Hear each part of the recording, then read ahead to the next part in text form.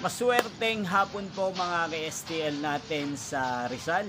Narito na po ang mga numerong nanalo sa STL Rizal ngayong hapon ito. August 27, 2026, 4 p.m. Kaya't kunin nyo na po ang inyong mga ticket. Narito na po ang resulta. Para po sa STL Rizal second draw result, August 27, 2026, 4 p.m. Ang mga numerong nanalo, 5 at 16 in exact order. Sa lahat po ng nakataya ng mga numero niyan kanina, congrats po sa inyo.